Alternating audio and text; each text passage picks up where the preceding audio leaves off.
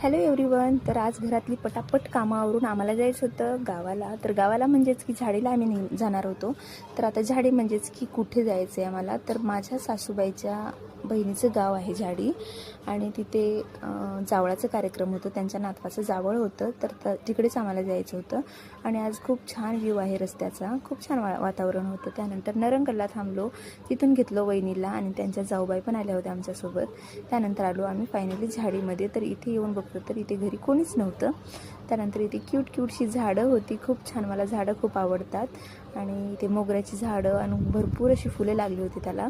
त्यानंतर इथे राधाकृष्ण तुळस होती, तेही पाहिली, खूप छान वाटू लागलं होतं. आंध्राकडे ना खूप जास्त असे प्रत्येकाच्या घराघराने झाडं असतात. त्यानंतर तिथून निघालो आम्ही, कार्यक्रमाच्या ठिकाणी आलो आणि ते कार्यक्रम आम्ही येण्याच्या आधीच चालू झाला होता. म्हणजे सगळेजण जेवण वगैरे करायला बसले होते. त्यानंतर आम्ही पण आलो, इथे जेवण वगैरे करून घेतली. मग त्यानंतर आधीमध्ये मी काही शूट वगैरे केलं नाही, कारण प्रांजल पण रडत होती आणि मोबाईल सारखं माणसांसमोर काढायला चांगलं वाटत नाही म्हणून. त्यानंतर आम्हाला इथून निघायला 4:30-5 वाजले होते. मग बघू शकता आंध्राचा व्ह्यू किती छान आहे. आंध्रामध्ये ना मस्त अशी साळी पिकत असते, खूप छान थंडगार वारं लागत होतं. त्यानंतर आलो आम्ही वहिनींच्या घरी, म्हणजेच की नरंगलला आलो आम्ही आणि इथे आल्याच्यानंतर थोडा वेळ बसलो, गप्पा वगैरे मारल्या, इकडे तिकडे फिरलं, छान वाटू लागलं होतं, वातावरण थंडगार.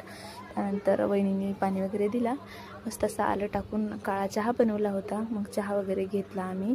प्रांजलची तर इथून यायची इच्छाच नव्हती, कारण इथे लेकरं वगैरे आहेत आणि तिला लेकरांमध्ये खेळायला खूप छान वाटतं.